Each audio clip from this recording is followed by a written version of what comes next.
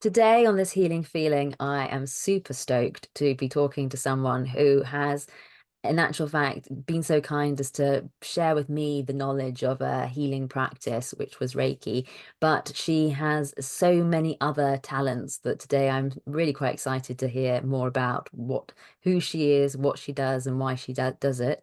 And today my guest is Karen French, energy therapist extraordinaire. And Karen, thank you so much for making time today to talk to this healing feeling. Can we just start a bit with what drew you into doing what you do, which is energy therapies? Okay, yeah, hi Lucinda. Yeah, I've always been interested in healing, and the thing that drew me to kind of understand more about it is, as a kid, I could always pick up on people's feelings, and I can see energy as well. So I noticed as a child that, say, like, if I gave my mum a hug, it would change her energy and make her feel better. And when you're a kid, you don't really know that's what you're doing. You just think everybody has that ability and that's what happens. So it was sort of later on in life, I came across someone who talked about Reiki, and I thought, oh, that's really interesting. And I wondered whether it was something that I had already been kind of doing without knowing it, um, in my own healing journey. So yeah, I think I then got a Reiki attunement just to see what it was all about. And that's kind of where it all began, really. It opened the doors for lots of other healing avenues. But yeah, And it sort of started in my childhood, really, and just this fascination with energy. wow, what a gift. What an incredible gift. I think I when I was younger, I was very aware of the feel of people. If people had a sort of positive or a negative energy, and there's someone who got very, very stressed when I was little, the minute I felt the negative energy, I was like, oh no, it's like a magnet repelling. Whereas actually you were actually seeing this energy, this kind of this change, which is just incredible. So I mean, that's taking a step on, isn't it? Which is just fantastic. So let's just Well, talk I about. think children are, sorry, I think children are quite in tune with that. And I think as you know, you don't necessarily know that you are, but I think children pick up on a lot of things. And it's only unless someone directs you and or you hear about it that you can then think, oh, that's a thing I can see or feel. I also feel a lot of energy. Um, like you've just described, you can feel when the energy is a Oh, lighter or heavier or yeah. yeah. Oh, and that's a really interesting thing to point out actually, isn't it? Because when you're little, you don't know what's wrong or right in terms of some of the things that you're experiencing until society tells you if that's correct or incorrect. And I suppose in some ways we are suppressing little ones by, when they say that they're feeling or seeing things, we must be open to the fact they could be seeing and feeling things which are we've maybe shut ourselves off to now. And Absolutely. well, let's start with Reiki because that was kind of the starting point for you. And can you tell me what it is and how it differs from other healing modalities? So Reiki, it means life force, and Dr. Uzui went on this kind of meditative journey and sort of downloaded Reiki, and it he then began to sort of pass it on to people. So um, he had this experience and then kind of went out into the world and opened it up and especially now in the Western world we're becoming more aware of it because I think we were quite closed off. So um, when I had my first attunement done, I mean, I didn't really know what I was walking into. It was just a case of sort of I'd heard of it and a few people had mentioned it, and yeah, so then I began to feel myself, because I'm quite a sensitive person. I had my Reiki 1 and 2 done at the same time over a weekend. And actually, it was sort of mind and energy blowing. And to actually get the sense of the healing vibration being turned up in your body was quite a thing. So that was a very interesting thing for me. And then sort of being able to channel it into other people was amazing, and it kind of confirmed a lot of things for me, that you can actually be a healer, you can actually do these things, and anyone can do it, especially after you become attuned, Mm. because it opens you up to the energy. It sort of helps you to, like, you become a channel for it. And so that, for anyone who's interested, that is what an attunement is. It's an opening up of you to these energy sort of downloads that can sort of turn things on or up in terms of vibrations, would you say? Yeah, How? yeah. So as a Reiki master, you know, you are doing a very sacred thing with people where you open their energy up. So if you kind of imagine the life force coming down into like your crown chakra, the attunement process opens up your chakras so that you can receive the energy. And I like to imagine it coming down and into sort of the heart space, and then like from the heart it sort of travels and comes out of my hands. That's the kind of visualization that I do, because it's sort of, I get the sense of the energy coming down and moving in that way. So yeah, the attunement, you would sit with a Reiki master and they would do a series of things. You would sit with your eyes closed, and the Reiki master would do, it's kind of a ritual really. It's a sacred attunement process where you are then aligned with the universal life force. Wow. It's just an incredible process. And so from what you're saying, that for you, you visualize this kind of this Reiki energy flowing through the body. And how does this promote or help facilitate healing, would you say?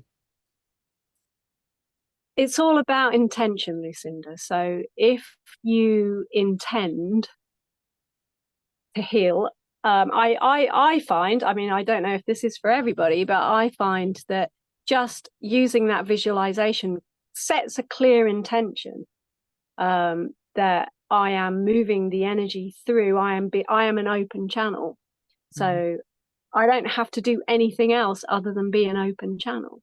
And then the healing has its own consciousness. So it will be directed wherever it needs to be. And I often find, even if I'm working at someone's head, they might be feeling something in their feet or their knees or somewhere else, and or they might feel the energy moving. So that intention and that visualization for me, I think, helps to get me out of the way and helps me to channel that energy. Mm. And then I trust that the energy will do whatever it's set out to do. Fantastic. Yeah, that's an amazing thing to actually be stepping back from it. And in terms of sort of the conditions or ailments that Reiki therapy can address, I mean, it sounds as though really and truly, once you're there and you're helping facilitate it, the healing you're saying will just go where it needs to go. Is that correct? I believe so, yeah. See, our bodies are very intelligent. So as a Reiki practitioner, I think sometimes people get scared that they might do harm, or they might, they don't know how to help someone to heal. But if you just trust that the energy has its own intelligence and it works with the body, that your body will receive it. It will know what to do with it.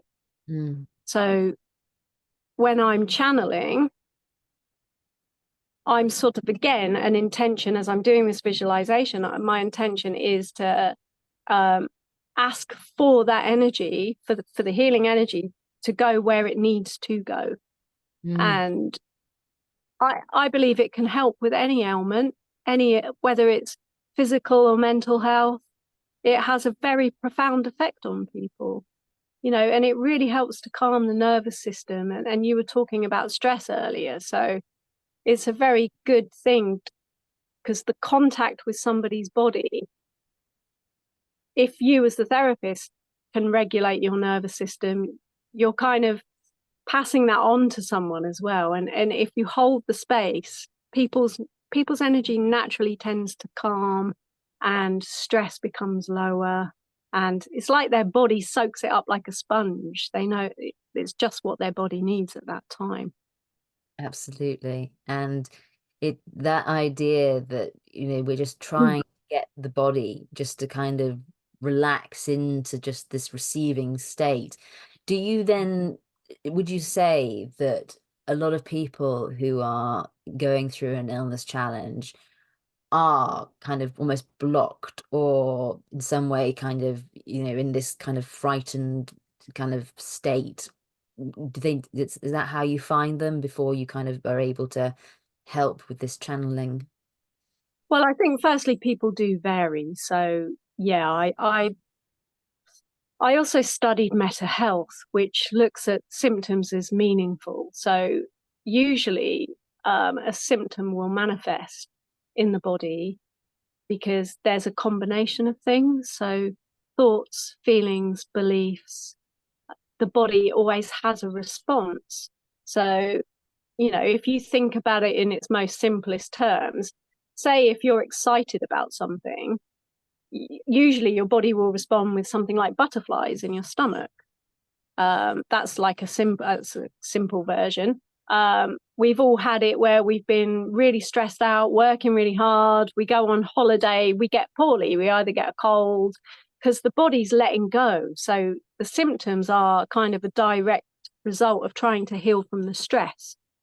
So I think underpinning any illness or ailment, there's usually something going on, whether we're conscious of it or not. And that's usually something that maybe we have a conflict around, or that you can't regulate yourself in a way. And then, of course, your body will start reacting and behaving in a way in response to what you've been thinking and feeling.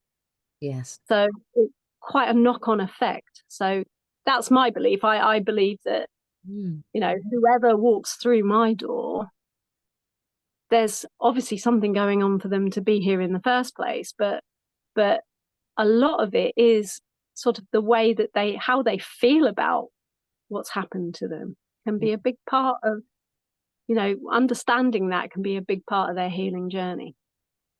absolutely. Yes. And this idea that actually the resulting symptoms or condition that the body has is a result not only of one particular factor, but actually of the things that are happening to your mind, as well as possibly coming in from other directions.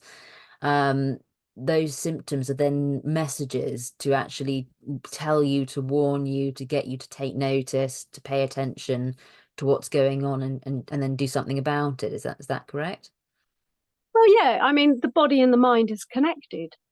So how we think and how we feel impacts the body. And then if the body's having a symptom and feeling a certain way, that impacts your mind, doesn't it? How many times have we all been through something and we think, oh God, I wish this thing would just go away. It's making me feel really down. Or, we have a reaction to it. But then the more down we feel, maybe the deeper the symptom gets, because they're working together.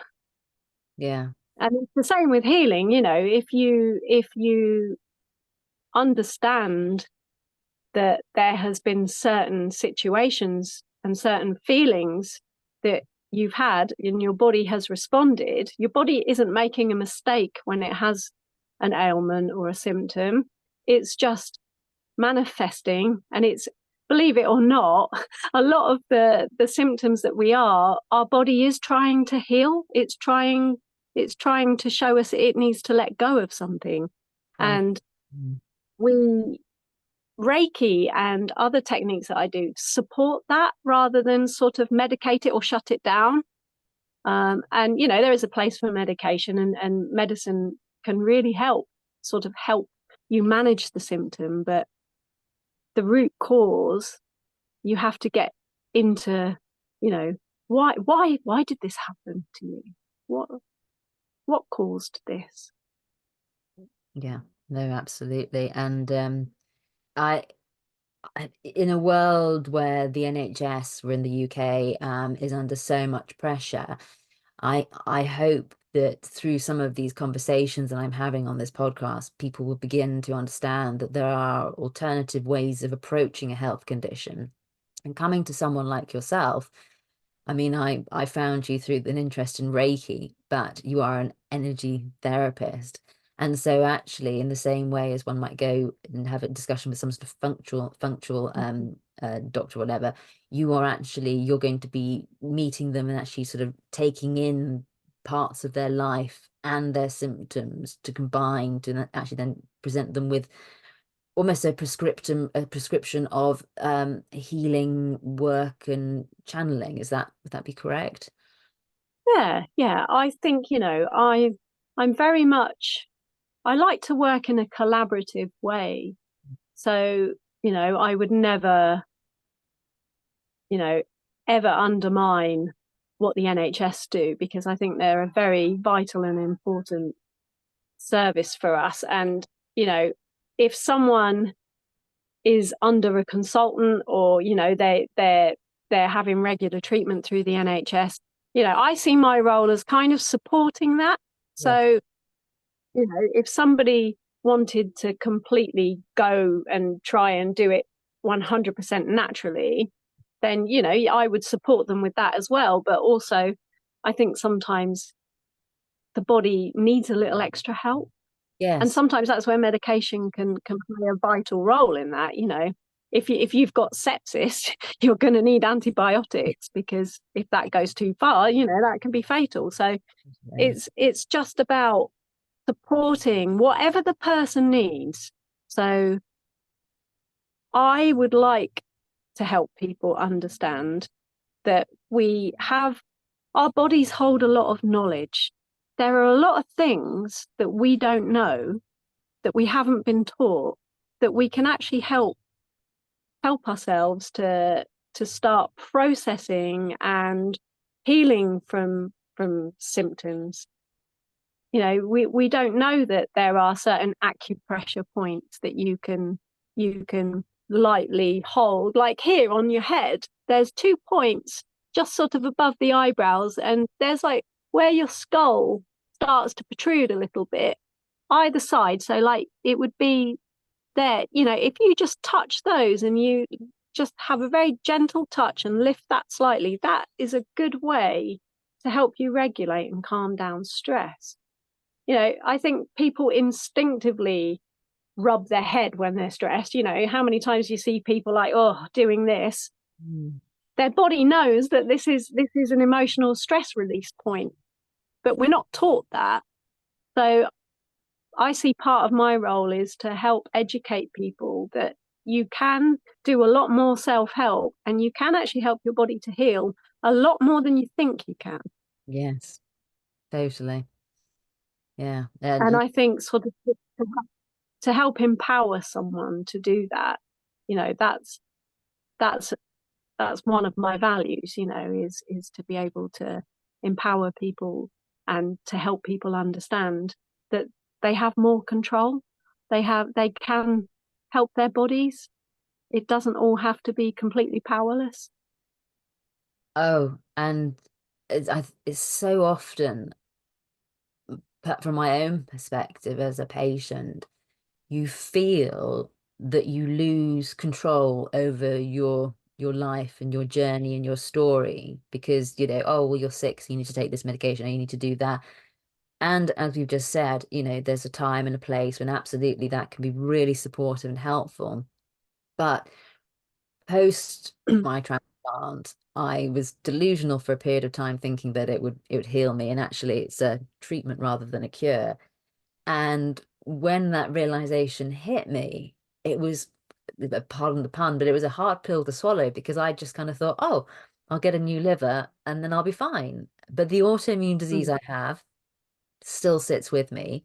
And what it's taken, oh, nearly 7 years now to realize is I may have that with me forever, but I can actually, quite likely, and I will keep this belief going as long as I'm alive, I can find ways to regulate my body so that the symptoms are repressed or suppressed, wherever it is. And maybe one day they are so reduced that they don't exist anymore. And that is only something that I now realize that I can actually go on the journey to find out how to do, because the NHS, I love them to bits, they've been brilliant. They will give me pills for depression, but that won't treat the root cause. They'll Mhm. give you sickness medication if you feel nauseous, but then, what are the reasons you feel sick? Are you dehydrated? Are you stressed? Have you eaten something weird? Is the body trying to put something out of you? There comes a point where I hope, in the same way that you hope to empower people through education and realizing they've got this alternative, to realize that actually the power to heal is within themselves, and they really just need to step into this acceptance of responsibility. It is your life, it is your journey. You are the person who's writing it, and it's your choice about where you go and who you talk to about finding ways to support this journey of recovery and healing. And for yourself, the people that you're meeting, when they come to you, do you find that they're often quite, I mean, obviously different people have different things, but are people quite receptive and open to what you are telling them about these energy flows and channeling? Do you feel that there's still a lot of resistance to this way of thinking? Have things recently improved post-COVID? What is the state of play with energy understanding? Well, I think when people walk through the door, if they've never had anything like this before, it's new territory and it can be a little bit strange for them. But the thing is, as soon as you show someone and get them to copy, so I would get them to copy what I'm doing, they start to feel the difference. Um, there's an exercise that you can do to help regulate your vagus nerve.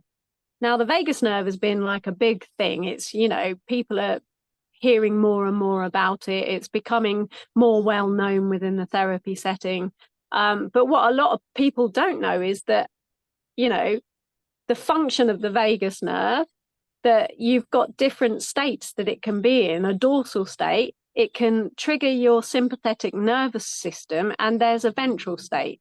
Now, when you're in a dorsal state, it's that, like when fight, flight, freeze doesn't really work. So people go into fawn and, it's almost like they give up. It feels hopeless.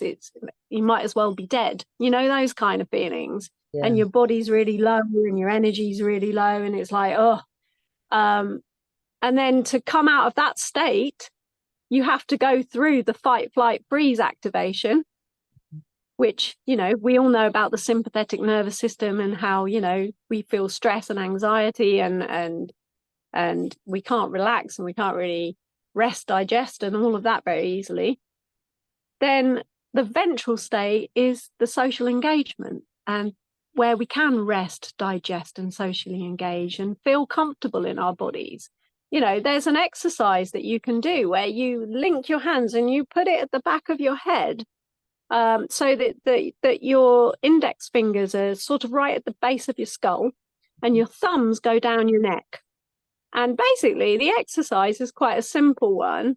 You would keep your head still and actually move your eyes to look for your right elbow. And you hold that position until you get the urge to yawn or sigh or sort of swallow. So the yawning is obvious. The sigh would be something like that sort of noise. Or you'd have like a real impulse to swallow, like a real urge. So you just hold your head in that position That's really until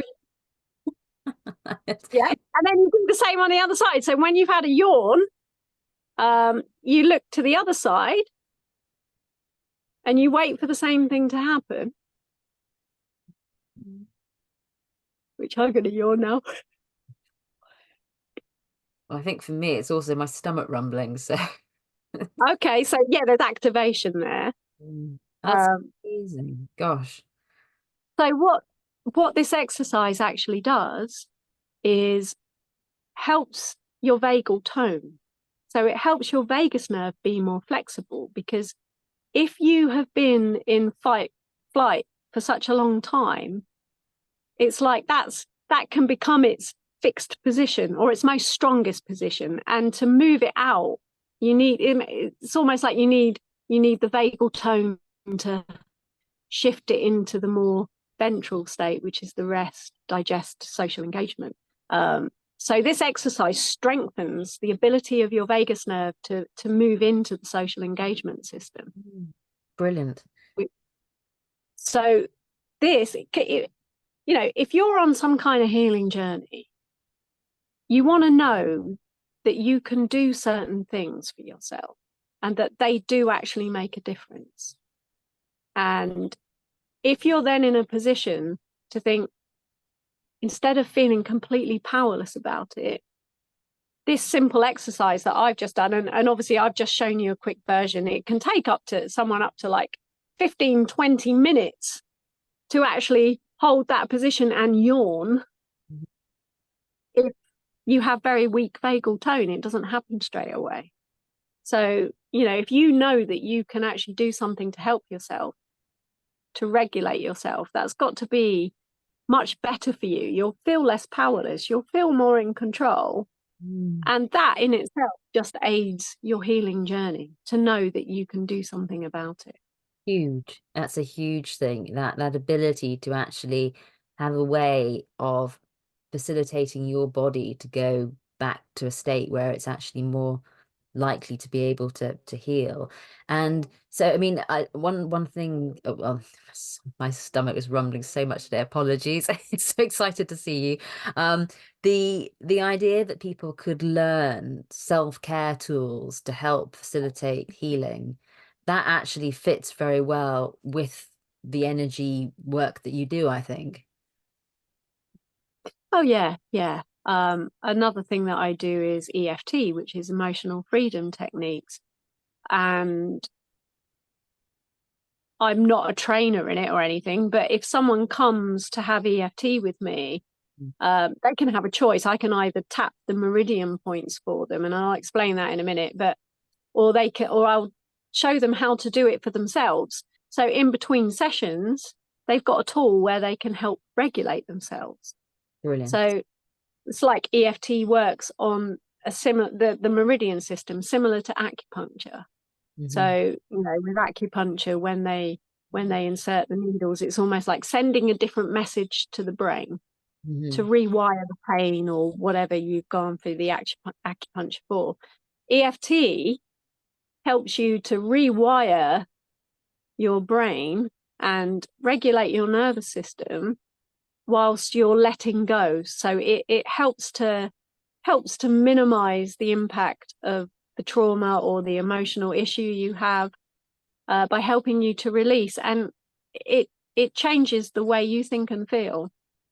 Mm, absolutely. No, I'm a huge fan of EFT, and I must say, when I learned about it, it was again that amazing moment where I thought, actually, there's a way I can reduce the stress in my life, which was exacerbating my symptoms. And knowing that you've got this self-care tool on your sort of tool belt of possibilities to help you on a daily basis was and is just life-changing. And Yeah.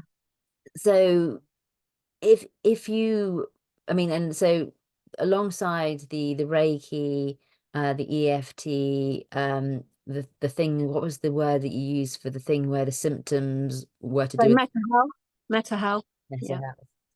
Um, what else would you suggest that people be aware of or educate themselves on in terms of healing? Well,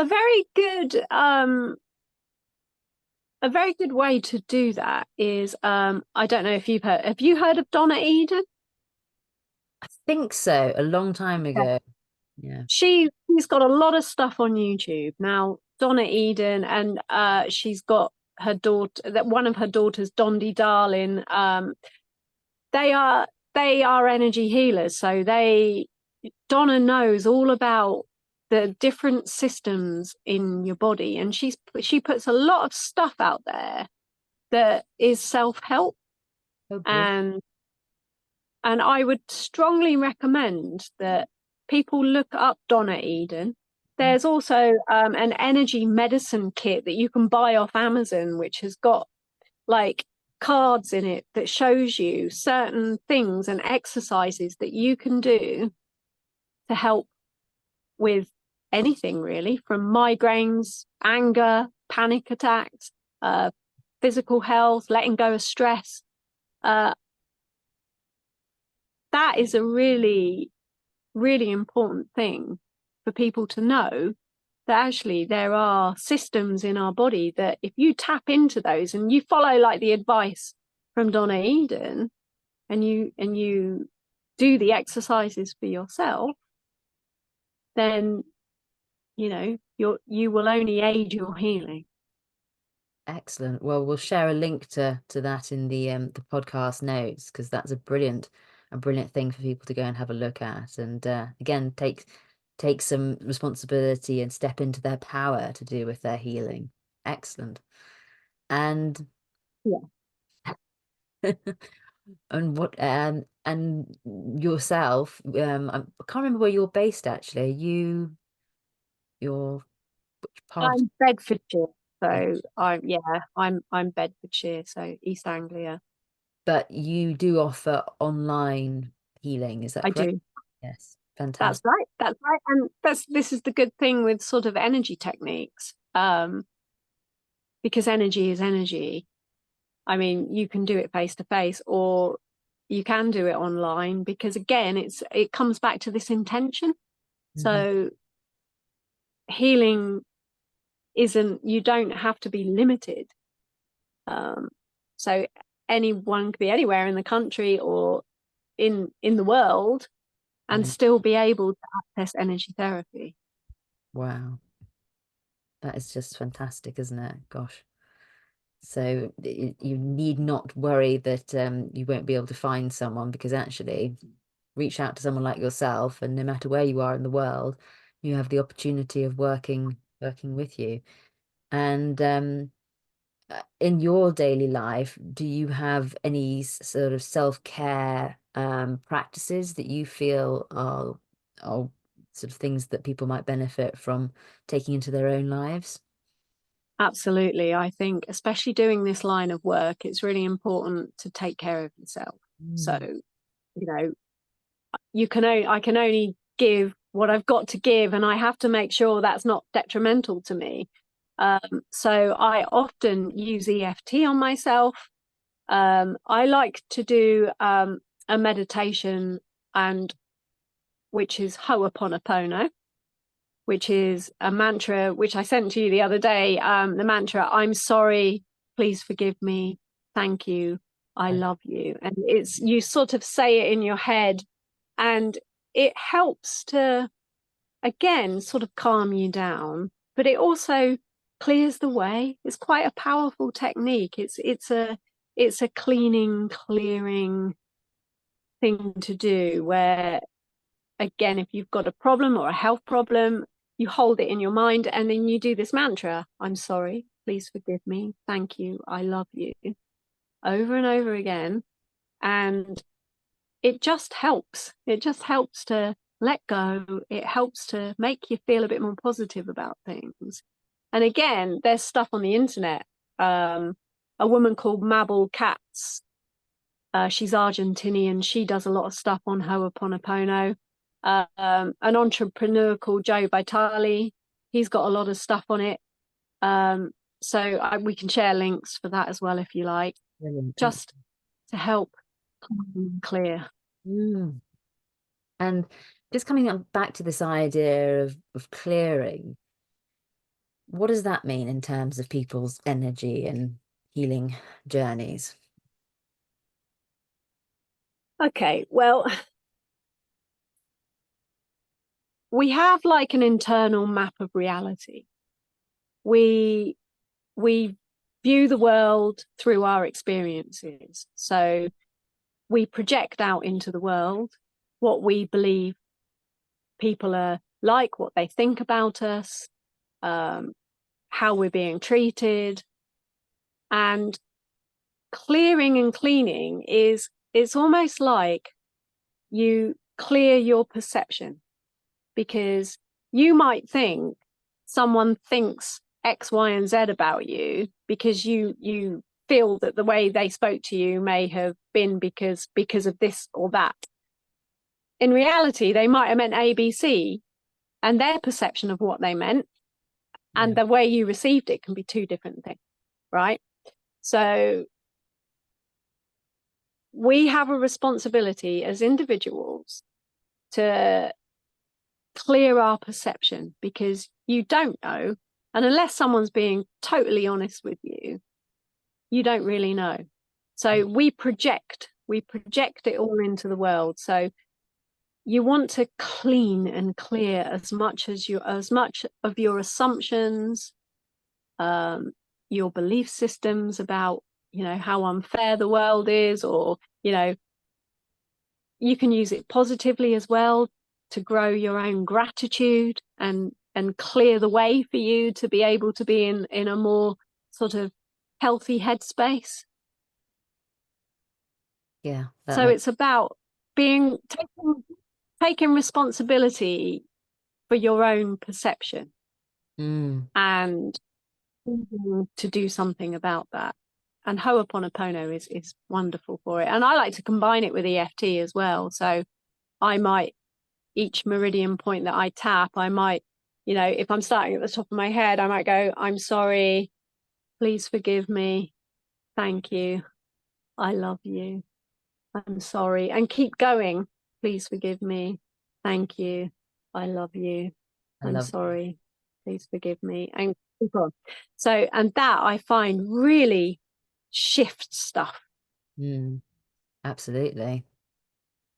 Oh, I like that. Yeah. Taking that with me today to practice later. So Yeah. it, And with EFT, you can also like just tap on your fingertip point. So if you want to get into a deep meditative space, sometimes sort of tapping all over yourself. Um, I like to sort of hold my hands in a position. So say like I've got them down in my lap, but I tap like the karate chop point, the thumbnail bed, the fingernail beds mm, by each time. I'm sorry, please forgive me, thank you, I love you, I'm sorry, please forgive me, thank you, I love you. And if I have my hands down there and I'm just tapping very gently, I find I can really relax, brilliant. because I'm not making my arm Yes. go all these different places, and that is just as effective. Mm. uh, And that is something that, especially for those who are fatigued or have disabilities which are restricting them in terms of movement, I love the fact that yeah. actually you can take this little package of clearing and sort of revitalizing the body and just be able to do it in your on your hands, in your lap, wherever, you can do so. So no, that's another brilliant thing for people to take on board. And it is effective. Ho'oponopono is effective without tapping. I just find tapping doing EFT is just deepens it and helps to clean it and clear it a lot quicker. Yeah, no, brilliant. And with the combination of that and the tapping, and that helps you as an energy therapist actually stay grounded, keep your space clear, not take on too much of what other people are putting out. Is that true? That's right. That's correct. Yeah, that's true. Because, and I Reiki myself as well. So I can often, if I feel, so say if I'm with someone, and sometimes, because I'm quite sensitive, so I pick up other people's feelings, and I can often physically feel that in my body. So then Mm. I think, like I can feel your throat as we're talking. So like I might hold the throat point with Reiki and just sort of channel that energy into my throat, and after I've seen someone, and just sort of clear that and balance that, because it wouldn't be any good for me or anyone else if I was holding on to their stuff, Mm. because it's not mine to hold on to. And I like to try and keep myself as clear as I can, because then energy channels a lot better through me. And just as a point of information for the listeners, Karen and I have worked together in the past, and I think you did before tell me a little bit about what it meant to have sort of a blocked throat sort of chakra area, just to do with sort of finding your voice. Was that correct, or there's a bit something a bit more to it than that? Is that right? Well, it's the throat's about expression and how you are able or not able to express yourself. And to deepen the throat a little bit more, in meta health, we look at the larynx. If there's stuff going on in the throat and a tightening in the larynx or a croaky throat, um, needing to do a lot of throat clearing, there are a couple of things that meta health have identified, that an underlying issue is usually something like a speechless terror in the body, or a shocking fear that you can't express, you can't get rid of. So then your throat will start to have reactions and symptoms. And ironically, usually when you've gone into some kind of healing, that's when the symptom comes, because the body's showing you it wants to let go. But we often see that as a bad thing because you feel ill, and we name it as illness. I like to name, whenever I have something, that I'm in healing rather than I'm really ill, Oh, that's because my body is trying best to create balance. and that idea of actually when you are sick, looking at it as a healing process, rephrasing it, renaming it will actually encourage the body to continue to do this in the best possible way, I would imagine. That's right. That's right. So if you just think about the common cold for a minute, um, and how many people in the same household can catch the same cold yet have different symptoms? Some Oh, people have like a really sore throat, other people have a chest infection, someone else it's their mm, sinuses. yeah. Yeah. Mm, that's yeah. So, it's the same virus, but your body will respond to what's important and meaningful for you. So if you have needed to get a lot of stuff off your chest, the cold will go to your chest, and the body's way of healing that is it's fighting the virus. So the immune system's kicking in, and then you start with the mucus on the chest, and the mucus is a letting go of what you've been holding in your chest. The sinuses, if you think you're using terms like that stinks or that got right up my nose, then the cold is more likely to affect your sinus area. Yes. And it's the immune response is the healing, and that's when you get the symptoms, because the body is fighting the virus, so it has to get rid of it, and that's what the mucus is. Makes us all, anyone listening who's ever had a cold recently, think a little bit differently about it, I'm sure. But no, I much prefer this idea that actually when you're going through these times of struggle with some sort of health condition, actually it is your body stepping up its efforts to support you rather than to decimate you. Um, and I suppose things that I mean people don't like to talk about, people who've had long-term health conditions, been told there's no hope whatsoever. My kind of view that I've kind of gained from talking to people so far is that actually whatever you have, there's always hope, even if it's just a slight reduction of something or changing something in your life that might help benefit another thing. what would you say to someone who's like, well, I've tried everything, and I'd like to try this, but would it make a difference? What would be your sort of response to that?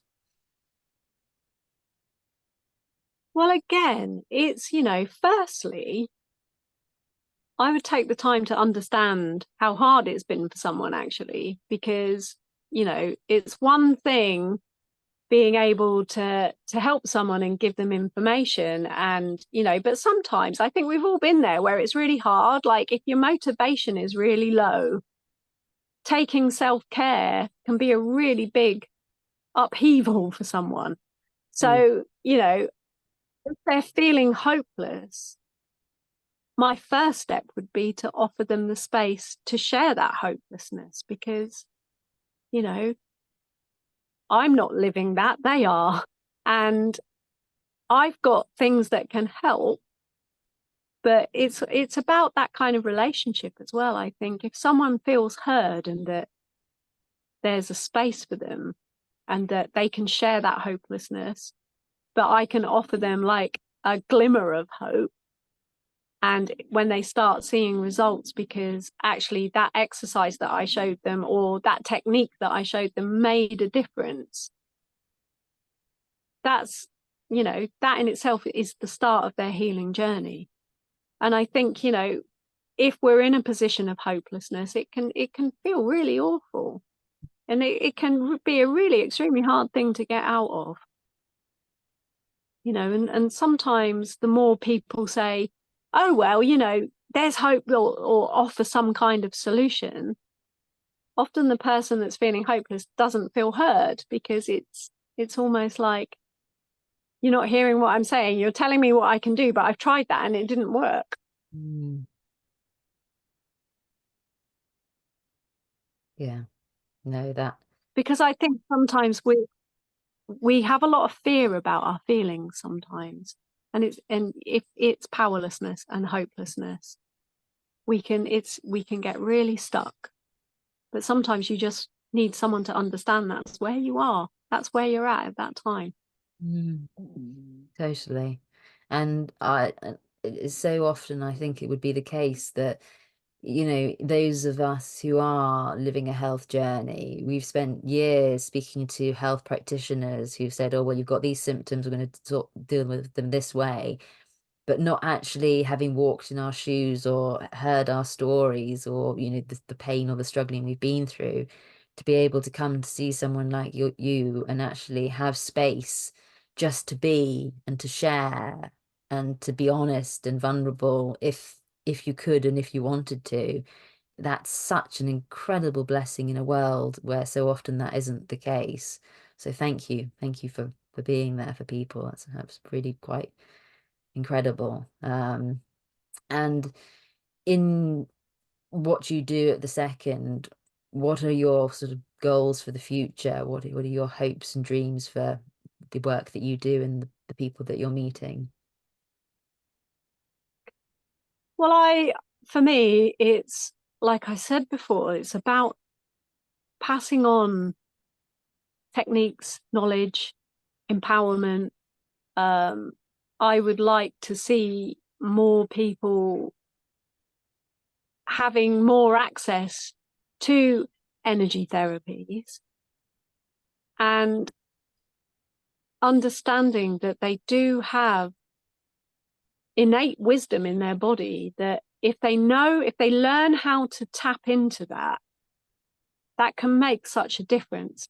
And if I'm a small part of someone's journey to help them get to where they need to be, because they didn't know that doing a certain thing like holding these stress points here makes a big difference to them, um that's the most important thing to me, really, is to be able to help people gain more knowledge, more understanding, and take more power over their bodies, Mm, over their healing, um, and try and create a space where you know it's more accessible for them. yes, I completely concur.